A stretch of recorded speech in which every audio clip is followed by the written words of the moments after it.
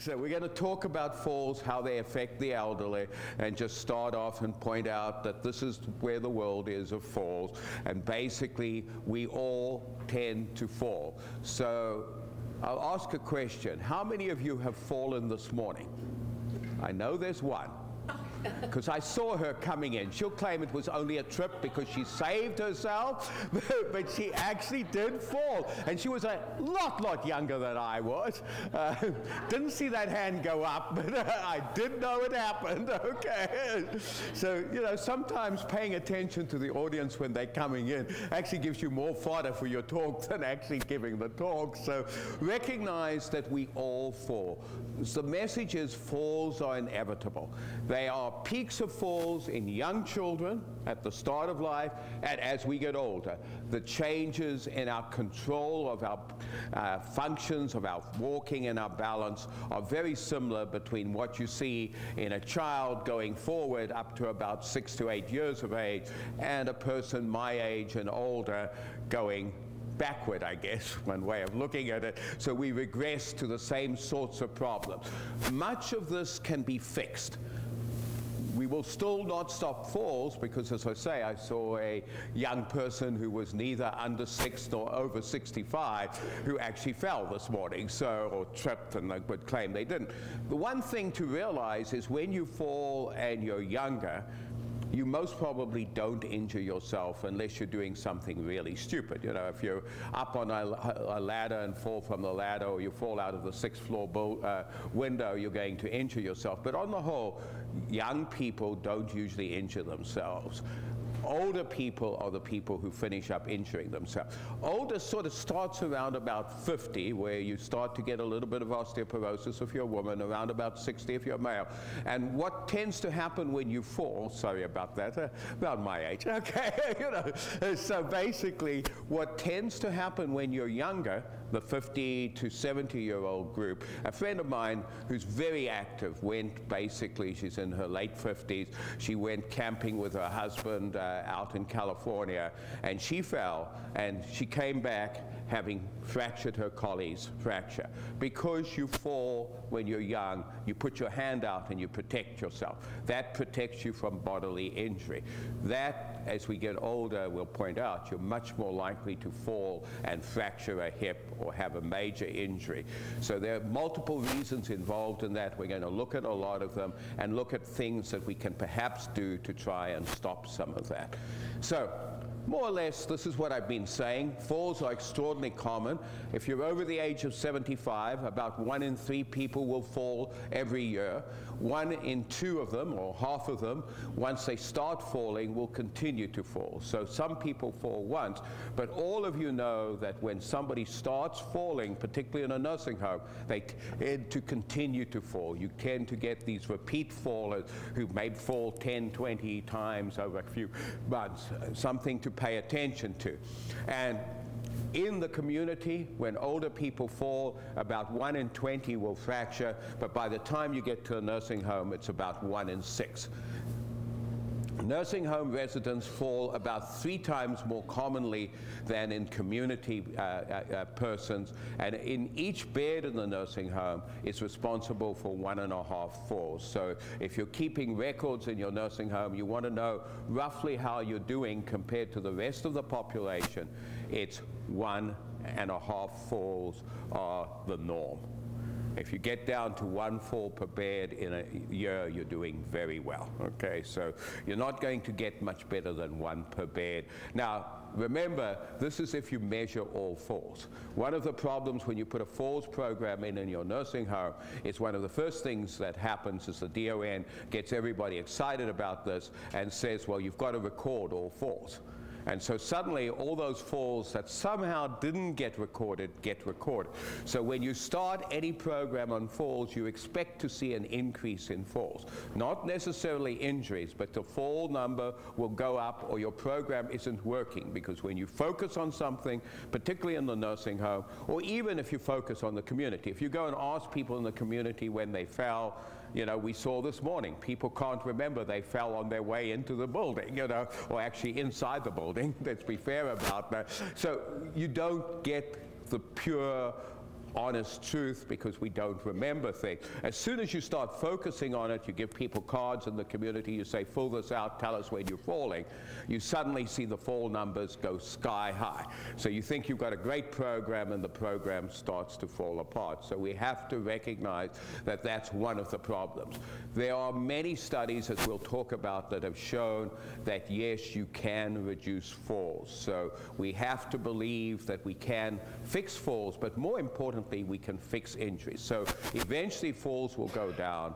Injuries will go down much more dramatically than your falls, and we're aiming at fixing injuries. So in the United States, in older people, falls are the leading cause of accidental death. They're the 7th leading cause of death in people over the age of 65.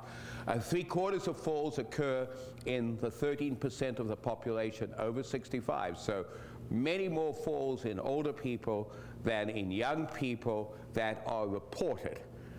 Young people fall all the time. So if you take your baby when they're first learning to walk, basically they'll have 100 falls, but nobody ever counts those. So let's recognize we're talking about counted falls here. And in the long-term care setting, about 1,800 people die each year from a fall.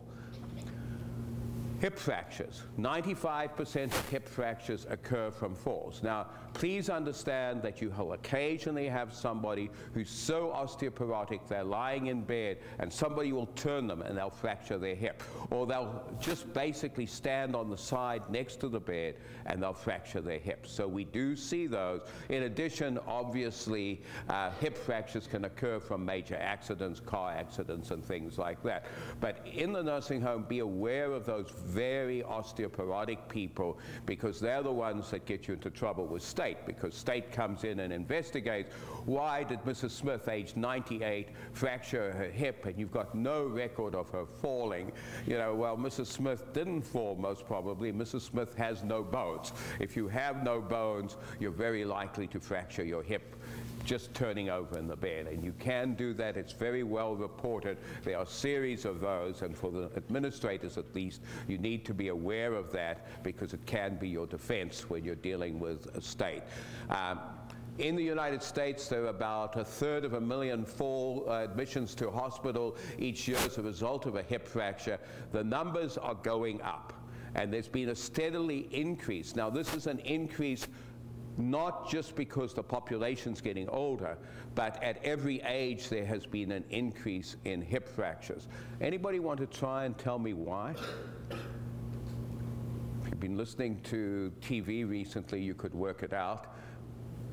Can't restrain. Can't restrain. No. In fact, restraints, as I will show you, increase falls and hip fractures, not the other way around. Please learn that now, and we'll go back. Yeah. The state always tells us that they have the right to fall. The state always tells us that they have the right to fall. Well, everybody has the right to fall, so that's not the reason either. That's not why, because we're talking about, when we talk about increases in hip fractures, it's not just nursing homes, it's really the community. Yeah? I would guess that the emphasis is on reporting and accuracy of reporting. No, because when you fracture a hip, you get to hospital, so... Increased weight? No. In fact, increased weight is protective of hip fractures. You're better to be a little Rubenesque, you know, so that's okay. Yeah? Increased geriatric population? No, because this is in addition to the increase in the boomers. So there is actually at every age an increase, yeah? Meds? Medications? Little bit, but most probably not amazingly high. Diet? Most probably not, actually. People living longer? No, but that's the same thing. It's corrected for age. Yeah? Vitamin D deficiency? Thank you. Okay, so think about what happened about 40 years ago, which is 45 years ago. The dermatologists, together with the cosmetic industry, conspired to tell everybody that you should never go out in the sun because you will develop skin cancer, right? And skin cancer rarely kills you. But that's okay. You know, the dermatologists were doing a good thing. They thought they would stop people getting skin cancer. Of course, they forgot to realize that when God created the sun, there was a purpose of the sun, which was to actually allow us to make vitamin D so we would keep our bones and our muscles and everything else healthy and functional. And so we have become a population that is totally vitamin D deficient. I've got a slide later on, but just to make the point, it is so important. Here is one of the great failings of public health. Nevertheless, having failed, this week, if you listen to the announcements, the CDC is now asking us to actually put on even more sunblock, just on the off chance that you might ever get a skin cancer. Just so you understand, the low vitamin D has increased the death rate by about 10%. So there is a 10% increase in death rate if you have low vitamin D. Saves you maybe occasional melanomas, nowhere near 10%, maybe 0.0001% have been saved from dying because of skin cancer. So this is the problem with public health. People get excited about something, they do something. So when you go home, you're all going to be excited about stopping falls. The moment you do that, you will create 2 or 3 other problems unless you're very careful. That's the real point I wanted to make here. Okay.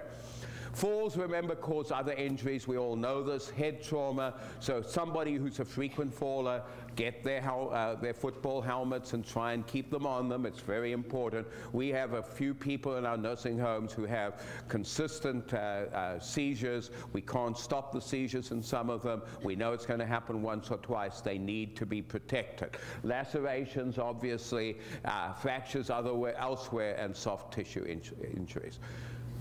Pointed this out before, but just to reiterate it, lawyers love falls. 2/3 of all suits against nursing homes are for falls. They're not the highest paying suits. You get more for pressure ulcers, but basically falls are easy. The law clerk writes a letter 2 or 3 times, and eventually the nursing home pays whatever the going rate is. It used to be $5,000, then it became 10, then it's 20. I think it's up to about 40 now if you have a fall and fracture in the nursing home. So for a law clerk writing a letter 2 or 3 times, and maybe interviewing 1 or 2 expert witnesses in your nursing home or elsewhere who are usually not experts. Most of the expert witnesses have never been into a nursing home, but they're experts because the court is quite happy to accept a non-expert. One of my great experiences was with the present governor of Missouri. When he was the Attorney General, he decided he had to get nursing homes so he could get lots of publicity. So he went out for a nursing home. He asked me to be the expert witness. I said, I can't be the expert witness for you. They did nothing wrong. In the end, basically, he couldn't find an expert witness except one guy in Philadelphia who knew nothing as far as I could work out about the particular case, but sort of said he saw some patients in an outpatient setting. Many of my friends had turned down being expert witness because they said, in no way am I going to do this because there's nothing wrong. I actually went and volunteered when the nursing home administrator contacted me. I'll say, I'll do this for nothing. Look, this is dishonest. Met with the lawyers and the state lawyers, and at the end of it, the state lawyers said, how much are you getting? Because, you know, this is what they want to say, that you're getting a lot of money, and that's why you're giving your evidence. That's how they were getting their people. They were paying this guy who was useless a lot of money, and said, I'm doing it for nothing. So they said, why are you doing it for nothing? Said, because the case is totally dishonest, and I want to point out that the Attorney General is a crook. Guess what happened? My lawyers refused to basically put me on the stand on the grounds that it would get them into trouble if they did this. And they said, and your life will be miserable. I said, no, it's fine. My son is a homicide detective in the county. Let me tell you, Attorney Generals can't get the police friends, no matter how hard they want. So I've learned that, you know, traveling 80 miles an hour on the freeways is fine for me. Pretty safe. They don't even stop me anymore. So yeah, the world is full of somewhat less than honest people, and sometimes we benefit from them, sometimes we don't. So this is life. But recognize it's a big legal problem. It's one we should be fighting against because it is, on the whole, nobody's fault when somebody fractures. The main problem is with recurrent falls. If somebody in your nursing home is having recurrent falls, make sure that the physician or the DON or somebody writes something that the physician signs that says physical therapy to prevent falls.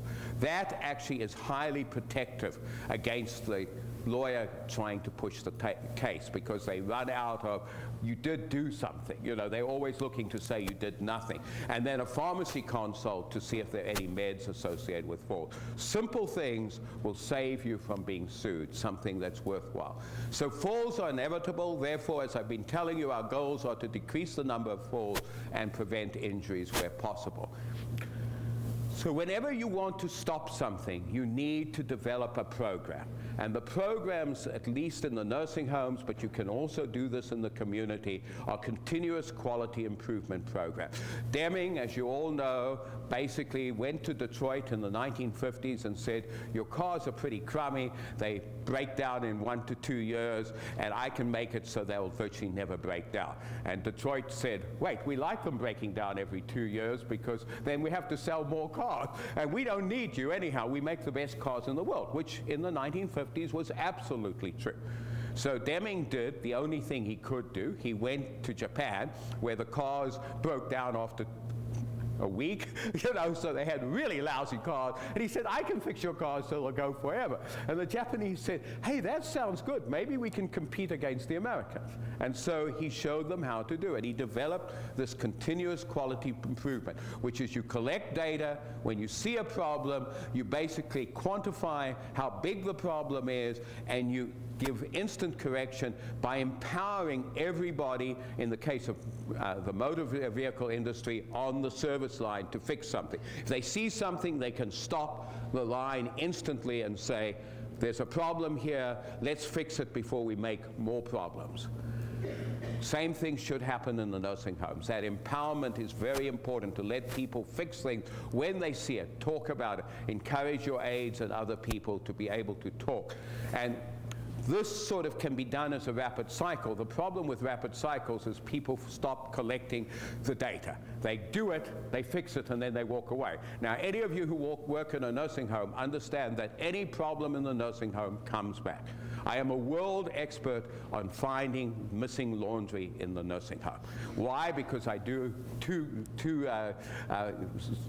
medical director conferences with everybody every month, and that's #1 problem. So at this stage, I know how to find missing laundry. I know every possible solution there is.